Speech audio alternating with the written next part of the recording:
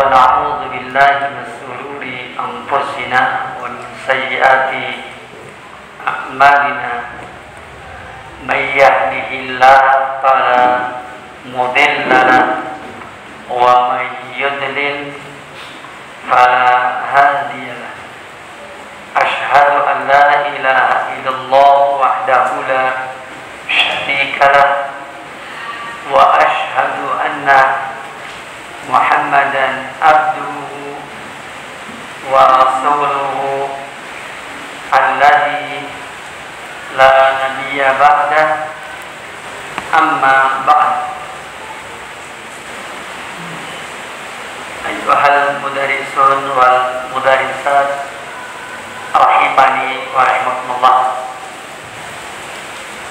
Di kesempatan ini kita kembali bermajlis.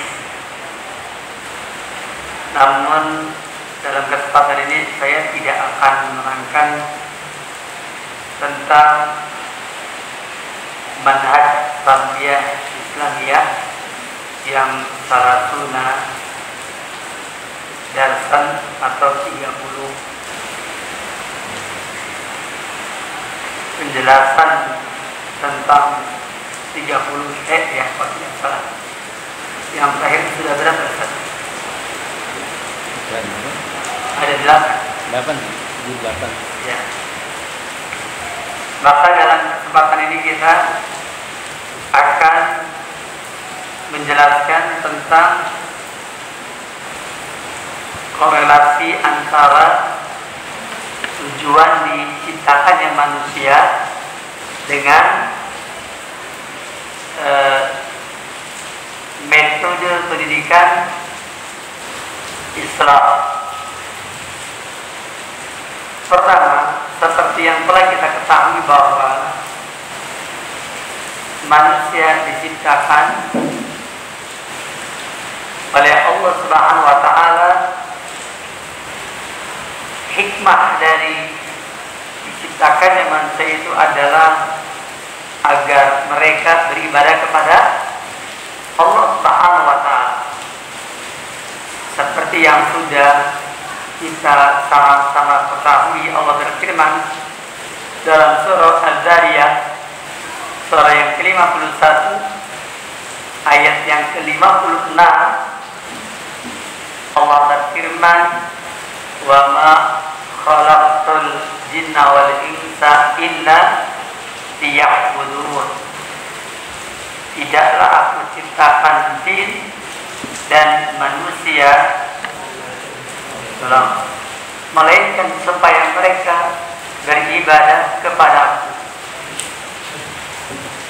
Dan kalimat illa liya'budun sudah pernah dijelaskan bahwa tafsir dari illa liya'budun adalah illa liwahiduni. Ini adalah tafsiran dari Abdullah bin Abbas radhiyallahu anhuma. Tidaklah kuciptakan jin dan manusia melainkan supaya mereka beribadah kepada, yakni supaya mereka mentauhidkan aku, kata Allah. Maka berdasarkan firman Allah yang mulia ini, berarti ketika kita melakukan proses tarbiyah Islamiyah, pendidikan Islam, itu harus sejalan dengan tujuan diciptakannya manusia atau hikmah diciptakannya manusia. Para ulama memang berselisih paham apakah firman Allah yang mulia ini, wa ma khalaqtul jinna wal insa illa liya'budun, ini adalah tujuan diciptakannya manusia ataukah hikmah diciptakannya manusia. Umumnya ketika orang membaca firman Allah yang mulia ini, umumnya mereka menganggap bahwa tujuan diciptakannya manusia adalah agar beribadah kepada Allah. Itu umumnya. Tetapi Fadilatul Syekh Muhammad bin Shalih Al-Utsaimin di dalam kitabnya Al-Qaulul Mufid Syarah atas kitab Tauhid, beliau menjelaskan di dalam kitab tersebut kurang lebih bahwa firman Allah yang mulia ini tidak berbicara tentang tujuan penciptaan manusia, tetapi berbicara tentang hikmah diciptakannya manusia, hikmah diciptakannya jin dan manusia. Itu menurut penjelasan Fadilatul Syekh Muhammad bin Shalih Al-Utsaimin di dalam kitab beliau Al-Qaulul Mufid Syarah Kitab Tauhid. Namun terlepas dari berbagai macam perdebatan para ulama dalam masalah ini, intinya bahwa ketika Allah Taala menciptakan manusia agar manusia beribadah kepada Allah, dan inilah fitrahnya, maka tujuan pendidikan Islam adalah yakni agar setiap orang yang dididik, setiap orang yang ditarbiyah dengan tarbiyah Islamiyah, maka hendaklah orang tersebut yakni agar dididik dalam rangka beribadah kepada Allah Subhanahu wa taala, atau agar mereka mentauhidkan Allah. Barakallahu ayyuhal asatidzah al-mudarris wal mudarrisat rahimani wa rahimakumullah. Pertanyaannya adalah, apakah bisa apabila semua peserta didik kita, yakni mereka itu umpamanya ketika kita didik, bisa nggak semua peserta didik mereka untuk beribadah kepada Allah? Bisa apa tidak? Semuanya? Kira-kira bisa tidak? Bisa. Mampu atau tidak? Mampu. Oleh karena itu, maka ketika kita melakukan evaluasi terhadap tarbiyah Islamiyah yang kita lakukan di mana pesantren manapun, di sekolah manapun, di sekolah-sekolah Islam manapun, di lembaga manapun, maka hendaklah target kita adalah tadi, agar peserta didik itu beribadah kepada Allah, dan ini pasti semuanya bisa. Sebagaimana para asatidzah al-mudarris wal mudarrisat, antum semua bisa beribadah kepada Allah, maka mereka juga semuanya bisa untuk beribadah kepada Allah Subhanahu. Kemudian yang kedua, yakni bahwa tujuan diciptakannya manusia berdasarkan firman Allah yang mulia di dalam surah At-Talaq ayat yang ke-12. Allah berfirman, Allahul ladzi khalaqa sab'a samawati wa minal ardi mithluhun yatanazzalul amru bainahunna lita'lamu anna Allah ala kulli syai'in qadir wa anna Allah qad ahata bi kulli syai'in ilma. Kata Allah tabaraka wa taala, Allah lah zat yang telah menciptakan 7 langit dan bumi yang semisal langit, yakni 7 lapis bumi. Siapa yang menciptakan 7 langit? Jawabnya Allah. Siapa yang menciptakan 7 lapis bumi? Jawabnya Allah. Para ulama menjelaskan bahwa Allah menciptakan 7 lapis langit itu telah ijma. Para ulama telah ijma bahwa langit diciptakan 7 lapis langit. Namun ketika berbicara tentang 7 lapis bumi, maka para ulama tidak ijma, tetapi jumhur ulama menerangkan bahwa langit itu, yakni bumi itu diciptakan yaitu 7 lapis bumi. Itu adalah pendapat jumhur ulama. Saya ulangi bahwa jumhur ulama menjelaskan sesungguhnya bumi itu yakni diciptakan 7 lapis bumi. Itu adalah pendapat jumhur ulama.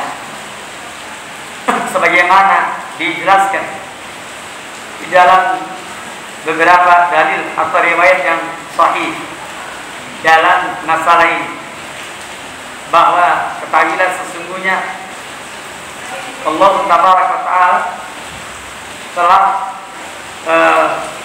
menciptakan bumi, 7 bumi. Kemudian keterangan ini atau dalil ini atau penjelasan ini itu diterangkan di dalam riwayat-riwayat yang sahih, di dalam keterangan-keterangan yang sahih. Di antaranya adalah di dalam hadis yang sahih riwayat Imam Al-Bukhari, Imam Muslim, Nabi kita yang mulia bersabda, "Man dolama, barang siapa yang berbuat dolim, qaida shibrin minal ardi," ya, yaitu dia mengambil sejengkal dari bumi, dari tanah. Mungkin antum pernah lihat ada orang suka menggeser batu tanah, ya kan? Walaupun cuma sejengkal saja, apa kata Rasulullah? Tuwiqahu min sab'i aradin. Tuwiqahu min sab'i aradin.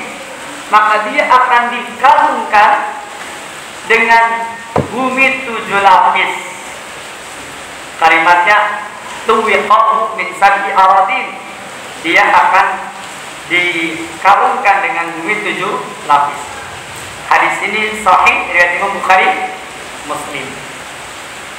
Yang keduanya, di dalam hadis riwayat Imam Al-Bukhari, ketika berbicara tentang orang-orang yang durhaka, apa kata Rasulullah? Khusifa bihi ila sab'i aradin. Disebutkan bahwa dia dibenamkan oleh Allah Subhanahu wa Ta'ala ila sab'i aradin, sampai 7 lapis bumi. Kalimatnya khusifa bihi ila sab'i aradin. Dia dibenamkan sampai 7 lapis bumi. Seperti ini. Maka berdasarkan kedua keterangan ini, jelas bahwasanya sesungguhnya yakni dia akan dibenamkan ya ke dalam bumi, yaitu 7 lapis bumi. Namun para ulama kita menjelaskan bahwa tentang masalah ini, ketahuilah yakni ulama ijma mengenai 7 lapis langit, namun ulama tidak ijma tentang 7 lapis bumi. Tetapi pendapat jumhur ulama mengatakan bahwa bumi 7 lapis itu adalah pendapat yang dipegangi oleh jumhur ulama, dan ini pendapat yang sangat kuat. Selanjutnya, kemudian yatanazzalul amru bainahunna, turun di antara semua itu, di antara 7 lapis langit dan 7 lapis bumi, al-amru, urusan. Adapun al-amru, maka tafsiran yang paling terkenal adalah al-wahyu, artinya wahyu. Turun wahyu di antara semua itu, yaitu di antara langit-langit yang 7, turun wahyu di antara bumi-bumi yang 7. Di sana turun wahyu. Dan wahyu ini terbagi menjadi 2. Ada wahyu kauniyun, wahyu kauni. Yang kedua wahyu syar'iyun, wahyu syar'i. Wahyu kauni adalah yaitu seperti lebah diperintahkan untuk membuat sarang. Maka itu perintah Allah. Allah mewahyukan kepada lebah untuk membuat sarang. Ini namanya wahyu kauni, bukan wahyu syar'i. Kemudian masih ingat Siti Maryam, ayahnya Isa Al-Masih. Ketika dia mengandung Isa, kemudian dalam keadaan lemah, dia bersandar pada pohon kurma. Lalu Allah Tabaraka wa Ta'ala memerintahkan agar dia menggerakkan tubuhnya sampai pohon kurma itu berjatuhan buahnya.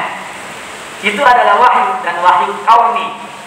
Wahyu kauni tidak menyebabkan seseorang menjadi nabi dan rasul, ya, karena kalau wahyu kauni menyebabkan menjadi orang menjadi nabi dan rasul, berarti Maryam menjadi rasul. Dan kita tahu tidak ada rasul dari seorang wanita. Mungkin masih ingat ibunya Nabi Musa alaihissalam juga mendapatkan wahyu, diperintahkan oleh Allah untuk menghanyutkan siapa? Nabi Musa, si bocah Musa itu di dalam keranjang. Kemudian akhirnya sang ibu menghanyutkannya. Allah mengwahyukan kepada dia. Ini wahyu kauni. Wahyu kauni tidak menyebabkan seseorang menjadi nabi dan rasul. Adapun wahyu yang menyebabkan seseorang menjadi nabi dan rasul adalah wahyu syar'i. Wahyu syar'i. Yatanazzalul amru bainahunna, maksudnya wahyu turun di antara semua itu. Lita'lamu, supaya kalian berilmu, supaya kalian mengetahui. Maka kalimat lita'lamu, supaya kalian mengetahui annallaha ala kulli syai'in qadir, ini dalil. Kata Syekh Abdul Rajab bin Abdul Muhsin bin Hamad Al-Abad Al-Badr, ini dalil bahwa di antara tujuan diciptakan manusia adalah supaya manusia itu berilmu, supaya manusia itu menuntut ilmu, supaya manusia itu menuntut ilmu, berilmu, menuntut ilmu. Artinya bahwa ketika tujuan diciptakan manusia supaya berilmu, ketika tujuan diciptakan manusia supaya menuntut ilmu, pertanyaannya adalah apakah bisa tarbiyah Islamiyah, pendidikan Islam, yaitu dengan cara mencetak generasi seluruhnya agar menjadi pribadi-pribadi yang menjadi penuntut ilmu. Bisa atau tidak? Bisa. Bisa tidak semuanya, tapi bisa. Bisa tidak antara yang bodoh, yang pintar, semuanya menjadi penuntut ilmu, duduk di majelis ilmu, duduk untuk mendengarkan ilmu, duduk untuk mencatat ilmu. Bisa atau tidak? Bisa. Itu dalil bahwa kita mengajar anak-anak kita di SD, mengajar anak-anak kita di SMP, di SMA dan seterusnya, maka mereka menjadi pribadi-pribadi yang dapat menuntut ilmu, dapat menjadi penuntut ilmu. Dan itu bisa, itu sangat bisa. Maka ketika kita mendidik anak-anak kita dan ternyata mereka menjadi penuntut ilmu, dan ternyata mereka menjadi ahli ibadah, maka berarti kita telah meraih kesuksesan. Kenapa ya saya cerita demikian? Agar antum yang ada di majelis ini yakni mengetahui bahwa ketika antum semua mendidik mereka dan mereka dapat melaksanakan sholat dengan benar, dan mereka ya ternyata bisa duduk di majelis ilmu, itu sudah menunjukkan ya paling tidak awal kesuksesan sudah kita raih. Alhamdulillah. Dan saya kira bisa, insya Allah. Justru yang menjadi sebab kenapa mereka itu dianggap tidak berhasil adalah karena parameter kita bukan itu. Umpamanya anak-anak belajar bahasa Arab, ya sebutannya kalau belajar bahasa Arab semuanya bisa atau tidak? Nah, ada yang bisa, ada yang tidak, ya kan? Seperti itu.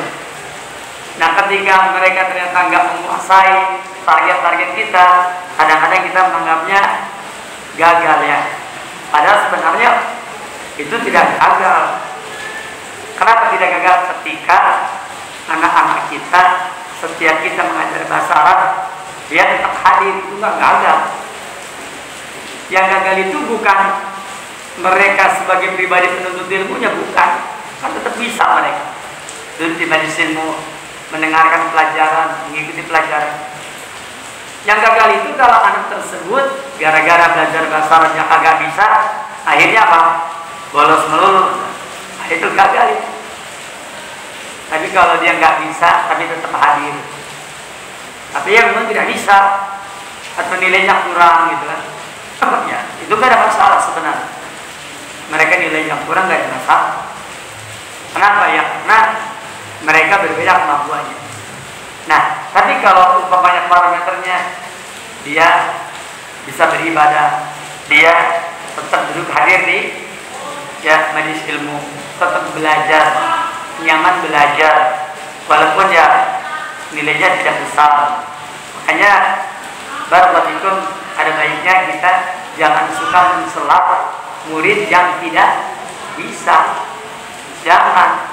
Tapi ketika dia tetap hadir, ujilah dia, karena itu adalah pintu gerbang yang akan mendongkrak dia untuk bisa. Ya, itu pintu gerbangnya. Nah, ini adalah poin yang kedua ya. Poin yang kedua yaitu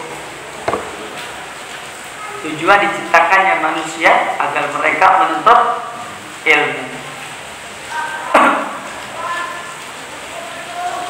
Yang ketiga, apa tujuan diciptakannya manusia? Yakni yang ketiga disebutkan bahwa tujuan diciptakannya manusia, poin yang ketiga yaitu Allah firmankan di dalam Al-Quranul Karim surah Al-An'am ayat 165. Kata Allah tabaraka wa ta'ala, wa huwal ladzi ja'alakum khala'ifal ardh, dan Dia Allah yang telah menjadikan kalian sebagai khalifah di muka bumi. Wa rafa'a ba'dakum fawqa ba'd, dan Allah telah meninggikan sebagian kalian di atas sebagian yang lain. Perhatikan, Allah tinggikan sebagian kalian dan sebagian yang lain. Darajatin, beberapa derajat. Liyabluwakum fima atakum, supaya Allah uji kalian tentang apa yang telah Allah berikan kepada kalian. Inna rabbaka sari'ul iqab, sesungguhnya Rabbmu adalah zat yang maha cepat hukumannya.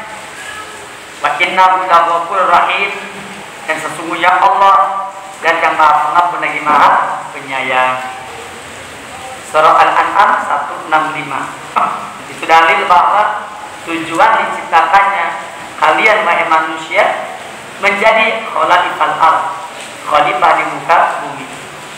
Dan ini jauh sebelumnya Allah tabaraka wa ta'ala telah menjelaskan di dalam surah Al-Baqarah, wa idz qala rabbuka lil malaikati inni ja'ilun fil ardi khalifah.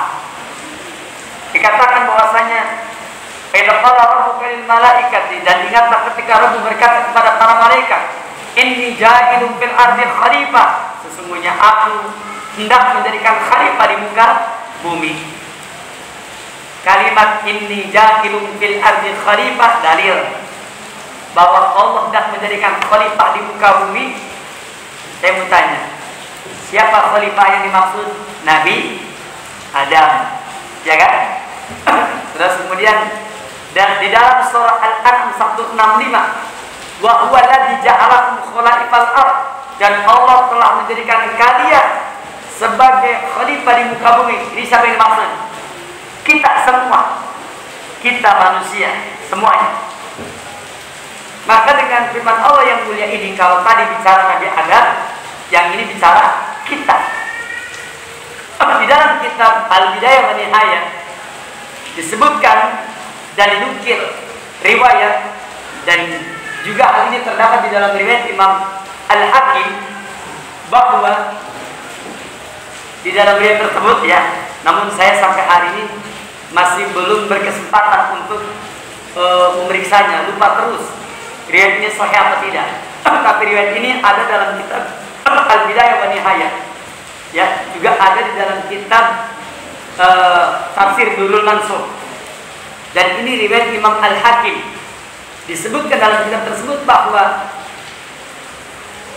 sebelum Allah ciptakan Nabi Adam, itu jin telah menguasai bumi ini selama 2000 tahun. 2000 tahun cukup lama ya. Berarti berapa abad? 20 abad, Masya Allah. 2000 tahun. Jadi jin itu pernah disuruh memakmurkan bumi 2000 tahun, kurang lebih 20 abad. Ternyata apa? Ternyata berbuat kerusakan.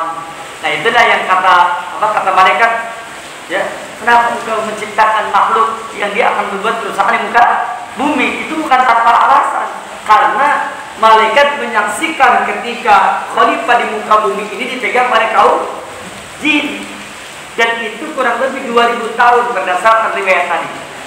Namun saya katakan tadi bahwa saya belum sempat memeriksanya, saya lupa terus. Ya padahal waktu itu udah lama, udah sekian silam. Ya, qadarullah memang sangat sulit untuk mendapatkan sanad periwayatannya. Karena kalau sanad periwayatan nggak ketemu memang agak susah. Tapi nanti insya Allah saya akan sampaikan tentang hasil penelitiannya. Namun para ulama mengatakan bahwa ini salah satu dalil bahwa Adam itu dijadikan sebagai khalifah, maksudnya menggantikan jin. Itu menurut sebagian pendapat.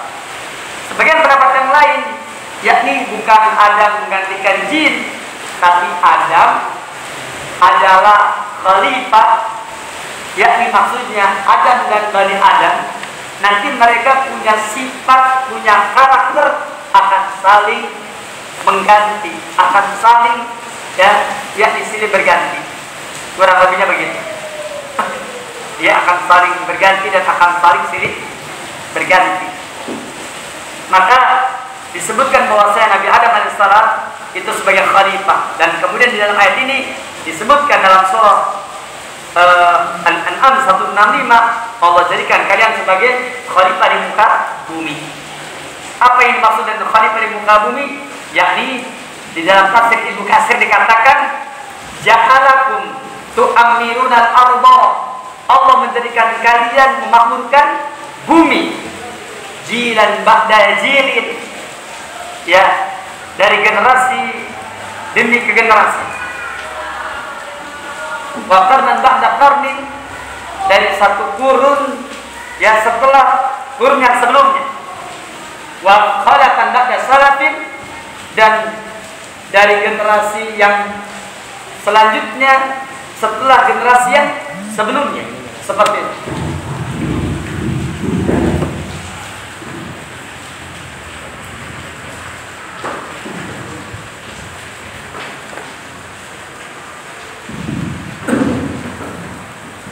Maka berdasarkan penafsiran Al-Hafidz Ibnu Katsir ini, dalil bahwa yang dimaksud dengan khalaqal ard, yakni khalifah di muka bumi, maksudnya Allah Taala menjadikan kalian pada manusia sebagai pemakmur bumi. Allah jadikan kalian sebagai pemakmur bumi, kalian yang memakmurkan bumi, seperti itu. Dan ini dalil bahwa manusia memakmurkan bumi yaitu dengan cara melakukan kebaikan-kebaikan seperti yang Allah firmankan di dalam Al-Qur'anul Karim, wala tufsidu fil ardi ba'da islahiha.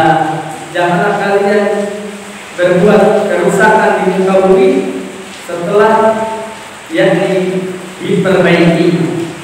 Maka dikatakan bahwa ba'da islahiha, setelah diperbaikinya, itu maknanya adalah bahwa janganlah kamu berbuat kerusakan di muka bumi setelah diperbaikinya, seperti janganlah engkau berbuat kesyirikan setelah bumi ini berada di atas ketauhidan.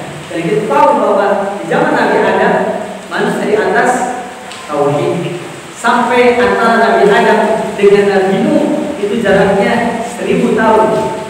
1000 tahun berarti berapa abad? 10 abad. Manusia di atas tauhid. Zaman Nabi Adam sampai Nabi Nuh, manusia di atas tauhid. Setelah itu maka muncul Wadda, Suwa, Yabus, Ya'uq, Nasr. Ini adalah berhala pertama. Maka ini berarti kesyirikan.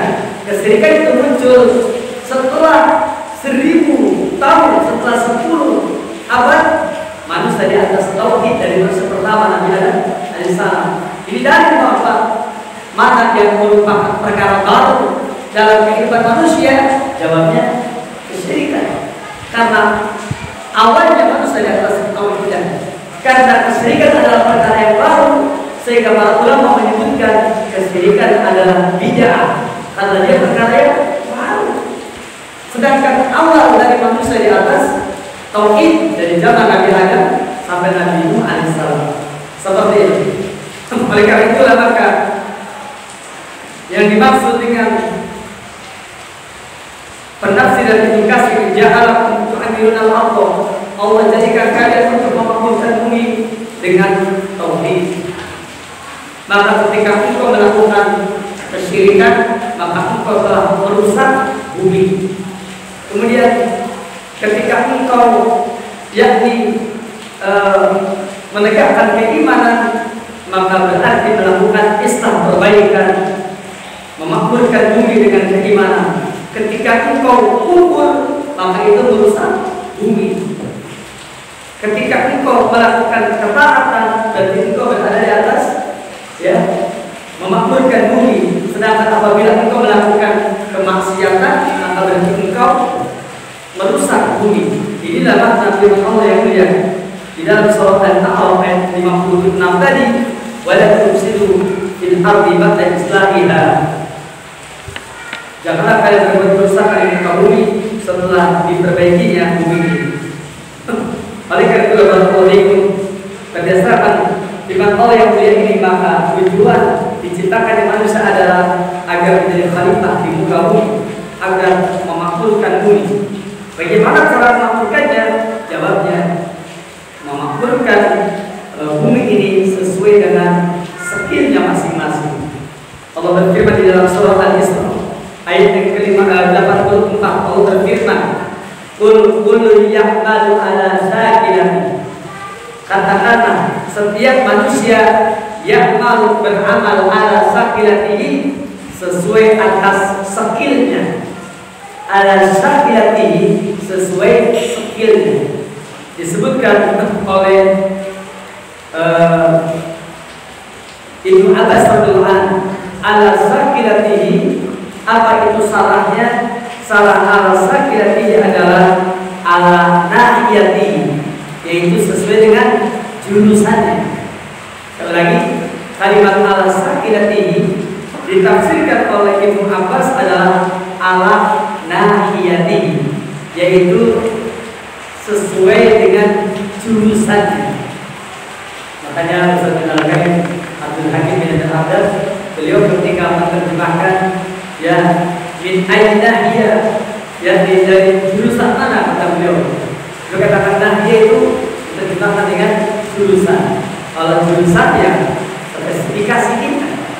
Maka yang ketiga, ini adalah dalil bahwa manusia itu Allah ciptakan sebagai khalifah. Manusia itu diciptakan sebagai khalifah, makanya pemakmur bumi. Dan pemakmur bumi ini yakni ada dua macam. Di antaranya adalah yakni memakmurkan bumi ala sakilatihi, sesuai dengan skillnya, sesuai dengan kemampuannya. Maka untuk poin yang ketiga ini, dalam tarbiyah Islamiyah, pendidikan Islam, maka disesuaikan dengan apa? Disesuaikan dengan kemampuan masing-masing. Lalu itu, apakah anak-anak kita baik di SD atau di SMP, apakah mereka skillnya sama? Tidak sama. Coba dari sekarang ditanya mereka, nah kamu sebenarnya apa? Kita tanya dulu hobi. Kira-kira anak SD yang jumlahnya sekian ratus ini sama atau tidak? Tidak akan sama. Yang satu saya hobinya berternak, yang satu saya hobinya menanam, yang satu saya hobinya berdagang, yang lainnya lagi saya hobinya bisnis, yang lainnya lagi saya hobinya memperbaiki sepeda, saya memperbaiki motor, saya memperbaiki mobil, saya pengen jadi ahli kelistrikan. Terus, dan mereka tidak akan sama. Pertanyaannya, bisakah seorang dokter dia menjadi pemakmur di muka bumi? Bisa. Kalau dokter ini tetap beribadah kepada Allah dengan memperhatikan Allah. Kalau dokter ini tetap menuntut ilmu, meskipun sudah jadi dokter, duduk di majelis ilmu, mendengarkan ilmu, meluangkan waktu untuk menuntut, ilmu, jangan udah jadi dokter gak suka hadir di majelis ilmu, terus tadi pasien jangan terus memperbanyak mungkin jangan. Nah itu berarti dokter yang gagal ini. Ya, dokter harus memenuhi kewajiban beribadah kepada Allah. Dokter punya kewajiban untuk menuntut ilmu. Seperti itu. Begitu pula saya ambil contoh. Umpamanya murid kita ya di SMP, SMA mereka belajar umpamanya belajar usul fikih. Pertanyaannya, apakah semuanya bisa belajar usul fikih? Tidak. Jangankan usul fikih, SD, SMP belajar matematik, apakah semuanya bisa? Tidak bisa semuanya. Ya, seperti itu. Mereka ada yang bisa matematik, ada yang tidak. Ya. Jangankan matematik yang susah, kadang-kadang secara teori lipat, bagi, tambah, kurang susah ya kan? Tapi giliran pegang duit, ditambah duitnya, dia bisa menghitung, bisa dikurangi duitnya, dia emosi apa tidak? Emosi. Dan ternyata kurang bisa. Duitnya dilipatkan, 100.000 dilipatkan 2 kali, berarti 200.000. Dia ngerti apa dia? Ngerti. Tapi kalau dia suruh kerjakan ulangan, kadang-kadang tidak bisa. Ya, 5.000 dikurangi 3.000 sama dengan titik-titik yang bisa jawab. Kenapa? Karena dia tidak pegang duit, tapi dia suruh nulis. Sebab kalau dia pegang duit, ya kan? Begitu 5.000 dikurangi 3.000, kira-kira apa respon dia? Hah? Apa responnya? Tinggal berapa katanya uangnya? 5.000 dikurangi 3.000, tinggal berapa katanya? Hah? Jawabnya nggak mau. Pokoknya 5.000 jangan dikurangi 3.000. Nantinya bagi tinggal 2.000 kan begitu. Nah, itu contoh yang baik. Itu menunjukkan bahwa kita harus tahu bahwa manusia itu seginya beda-beda. Makanya pendidikan yang benar adalah yakni ketika mereka duduk di bangku SMP, SMA, SD, selain mereka belajar untuk menuntut ilmu, mereka belajar untuk beribadah kepada Allah. Coba gali kecenderungan mereka, gali bakat mereka, tumbuhkan bakat dan kecenderungan mereka. Itulah yang namanya skill, dan itu pasti berbeda-beda. Ada yang skillnya pengen ini, ada yang skillnya pengen itu. Maka kalau ada di sekolah itu skill mereka masing-masing, adakan. Kalau di sekolah itu tidak ada, paling tidak dengarkan apa yang diinginkan, kemudian tumbuhkan semangat untuk apa? Meraih skill tersebut. Ada seorang siswi namanya SD kelas 6. Ditanya, "Dek, kamu pengen apa?" Dia jawab, "Saya pengen menjadi desainer." Wah, berarti dia pengen menjadi desainer. Kalau kamu desainer, kamu harus belajar dulu nih. Belajar apa? Belajar untuk mengenal kain, mengenal benang, kan gitu. Bisa tidak diperkenalkan dulu? Bisa. Diperlihatkan. Hanya jawab seputar kain, seputar benang, seputar jarum. Senang apa tidak? Senang dia. Atau diperkenalkan gambar-gambar ini ya, bagus nggak desainnya? Oh iya bagus. Ditumbuhkan begitu. Boleh apa tidak? Oh, bahkan diperkenalkan. Coba kamu bikin gamis yang bagus. Coba kamu bikin baju yang bagus. Bagaimana bikin baju kira-kira 1 kali baju itu muncul, kira-kira bisa dipakai puluhan tahun gitu kan? Jangan beli hari ini, besok lusa sudah robek. Ya, nah itu berarti desainnya kurang bagus dan seterusnya. Ada melihat, maka poin yang ketiga ini bahwa tujuan diciptakan manusia adalah agar memiliki skill. Maka kewajiban kita adalah memupuk skill tersebut, apakah secara teori atau secara praktek. Bagaimana caranya? Gurunya dengarkan. Ada wali kelas. Apa tugas wali kelas? Dengerin cerita mereka masing-masing. Di sini ada yang jadi wali kelas SD. Akhwat kebanyakan ya. Kalau 1, 2, 3, 4, 5, 6 apa semua? Yang ikhwan tidak ada. Baik, ya. Jadi kalau ada guru akhwat, nanti kumpulkan murid-muridnya. Wali kelas contohnya. Ya, apakah di sini wali kelas suka mengumpulkan muridnya, kemudian mendengarkan kamu apa? Setelah itu apa? Kita terus perkembangannya. Namanya ada siswanya berapa? 30 orang.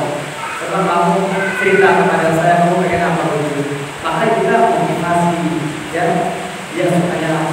Siapa yang cita-citanya pengen bisa ini, pengen bisa itu, lalu kita minimal secara teori atau mendengarkan kisah mereka, mendengarkan hayalan mereka, memupuk semangat mereka dengan tidak dihalangi apa yang mereka inginkan. Dan ketika mendengarkan cerita mereka itu sebagai bahan kita untuk memotivasi mereka mau belajar agama terus, mereka mau beribadah terus, mereka mau menuntut ilmu terus, sehingga terjaga anak-anaknya kita tumbuhkan secara teori dengan cara mendengarkan keluhan mereka, dengan cara mendengarkan apa yang ingin mereka sampaikan. Bahkan kapan waktunya ajak mereka untuk mengenal apa yang mereka inginkan. Kita inventarisasi apa yang mereka inginkan.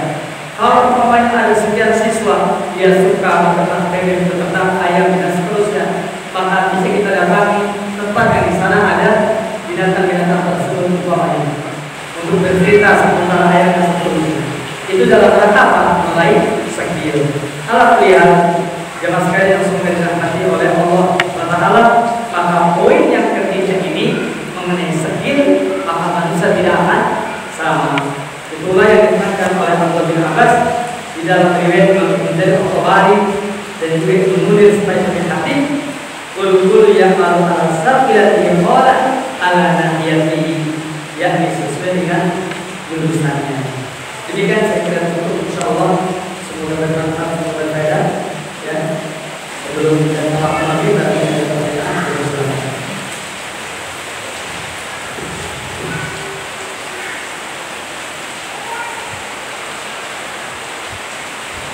Ya, kedengaran?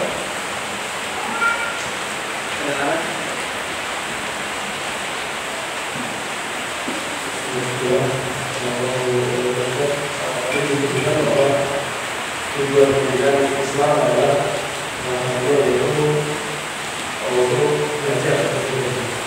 Lalu ini, kadang-kadang kita mendapati beberapa siswa, beberapa santri yang seringkali atau kerap kali membuat gaduh di sekolah, sehingga di antara rupanya mungkin ada kata berbeda.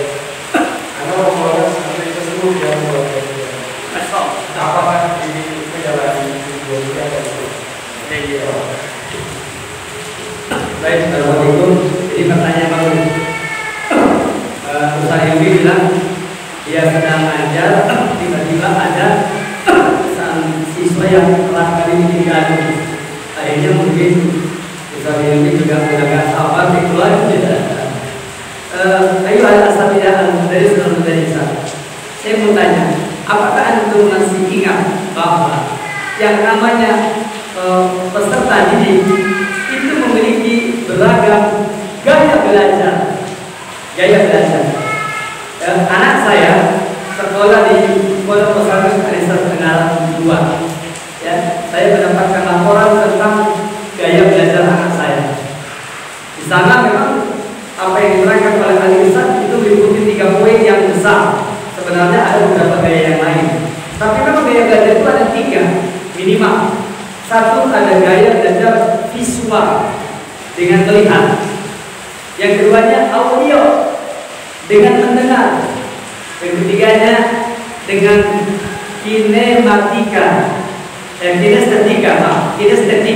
yaitu dengan gerak.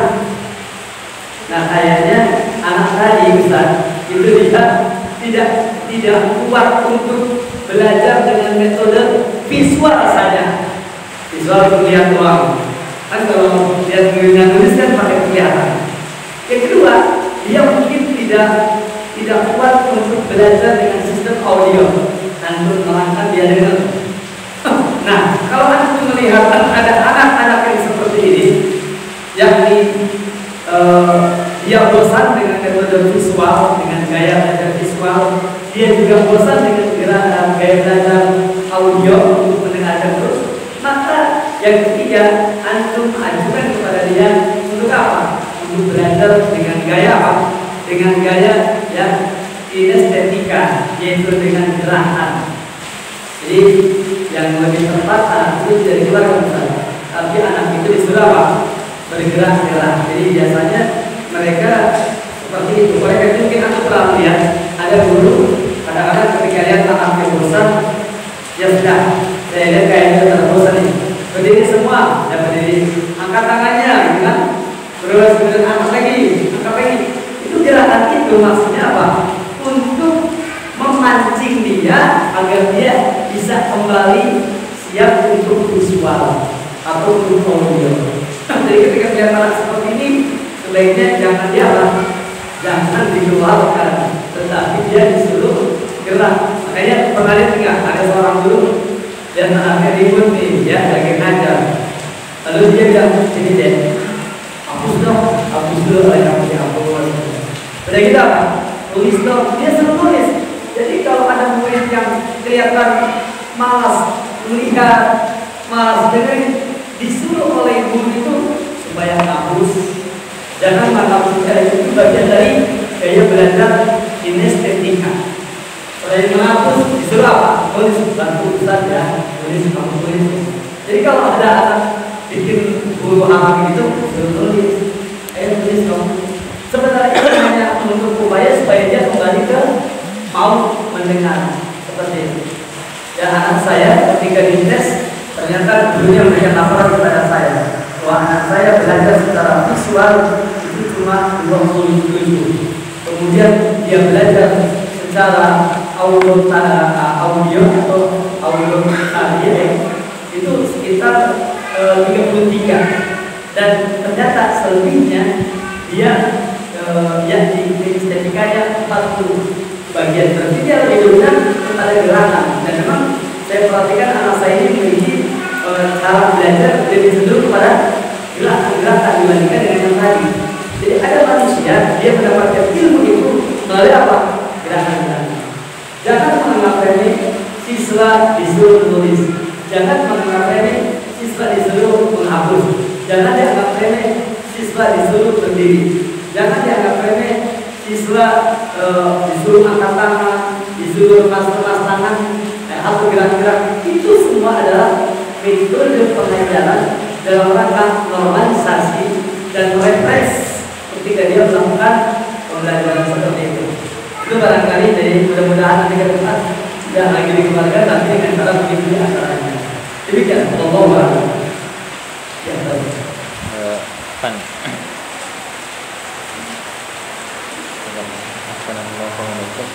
Bagaimana untuk apabila santri itu misalkan tidak bisa melawan ngantuk ketika halakoh sering tidur, bahkan setelah wudhu juga tetap lanjut, mungkin itu gimana solusinya supaya, dan banyak santri yang seperti itu ketika halakoh sebelum subuh terlebih kan setelah subuh, itu solusinya gimana? Umurnya berapa?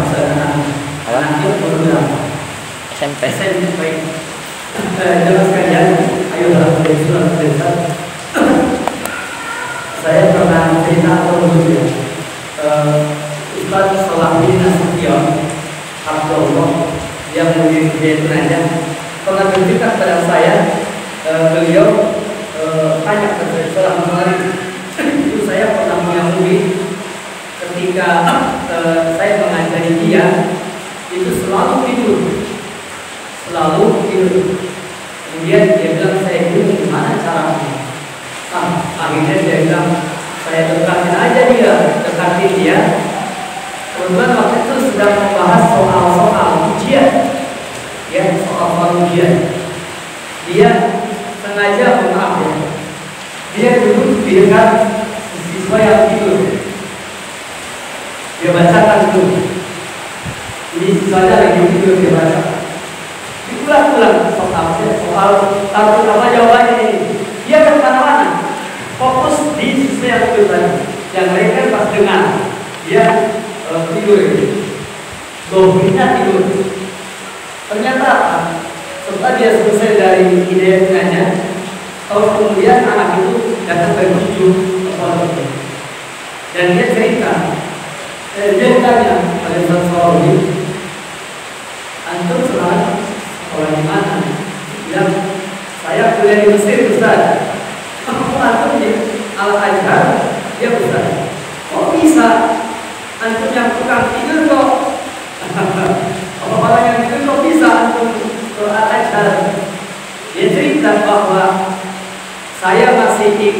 ketika antum membaca soal-soal itu dengan suara keras di telinga saya, dan saya waktu itu mungkin Ustaz menyangkanya tidur, dan memang posisinya tidur-tidur adalah sesungguhnya saya tidak tidur, tetapi saya mendengarkan apa yang Ustaz bacakan. Dan menurut Ustaz yang antum bacakan ketika itu, ketika ulangan muncul semua. Jadi yang dibacakan oleh Ustaz itu muncul semua, sehingga dia ketika ulangan itu bisa. Apa maksud atau faedah dari peristiwa ini? Itu adalah salah satu contoh bahwa anak ini tidak kuat belajar secara visual, tapi dia mampu menangkap secara audio atau auditorial, seperti itu. Auditori dia takut, dan ini bisa. Dan ini pernah saya uji cobakan. Saya sengaja pada satu waktu di waktu pagi, kebetulan anak-anak yang hafal dari anak-anak SD, ada beberapa anak SD yang waktu itu di pondok kami, dia mondok di pondok kita, dan kan biasanya hanya tiga pondok, ada beberapa orang itu kurang lebihnya mungkin ada 5 sampai 6 orang. Ya, gurunya tidak ada. Biasanya kalau gurunya yang ngajar itu mereka duduk manis. Begitu yang ngajarin saya, mungkin ini bukan guru kami nih ya, sehingga mereka berbaring, asik aja dia berbaring. Nah, tapi sebelumnya saya tanya, kepalanya sampai mana? Ini Ustaz. Kalau saya bacakan. Dan ternyata mereka rata-rata berbaring. Yang nggak berbaring baik sama dua. Yang lainnya berbaring. Tapi saya bacakan, kemudian setelah itu saya ujikan. Yang tidak tidur coba baca. Ternyata yang tidak tidur ada yang bisa, ada yang tidak. Ya. Sedangkan yang pura-pura tidur tadi atau yang tertidur tadi, dibangunkan oleh kita. Kemudian setelah itu orang mau apa yang tadi sudah baca. Dan betapa kagetnya, dia bisa. Padahal dia berbaring, padahal dia ya seperti yang tidur. Ternyata mungkin ya yang namanya juga orang sudah belajar mungkin nggak bisa tidur full ya. Ternyata dia bisa menangkap, bahkan dia lebih hafal daripada yang tidak tidur tadi. Itu berarti gaya belajar dia dengan audio. Nah, bagaimana caranya? Pertama, ketika ada yang seperti ini, kita perhatikan ini tradisi atau bukan. Kalau tradisi berarti memang dia punya kelemahan belajar secara visual, lemah dia, nggak kuat dia. Keduanya, tapi dia kemudian besar punya kemampuan untuk menangkap secara audio. Maka ketika terjadi seperti ini, antum terangkan kepada dia bahwa kamu kalau memang tidak kuat kamu tidak apa-apa, tidak kuat kamu untuk melihat apa-apa, tapi Ustaz harapkan kamu dengerin seperti itu. Tapi kalau ternyata visual juga tidak bisa, yang makanya terkerja, dan ternyata sudah kita bacakan dekat dia juga ternyata dia tidak paham atau tidak mengerti atau tidak hafal, maka itu adalah hal lain. Tapi kalau dia masih bisa, maka berarti dia belajar secara audio. Itulah yang diberikan oleh para ahli tentang sebagian anak-anak seperti ini. Maka bagaimana caranya? Seperti yang tadi saya lakukan dan juga yang bisa saya lakukan, bisa dengan cara tetap dibacakan dan pada saat itu antum mau. Hal yang terjadi kalau dia nggak bisa, baru kita kasih tahu sebaiknya kamu jangan tidur dulu, kan jadi nggak bisa kalau ya. Tapi kalau bisa, antum puji, masya Allah, tidurnya aja hafal, apalagi melek yang begitu agama ini. Ya, tidurnya aja hafal, apalagi meleknya. Kalau begitu terakhir, antum pernah lihat Gus Dur, Abdurrahman Wahid, mantan presiden kita, itu juga sama gayanya begitu. Dia tidur audio daripada visual, apalagi dia buta. Jadi kan barangkali saya tidak cukup waktu sudah habis.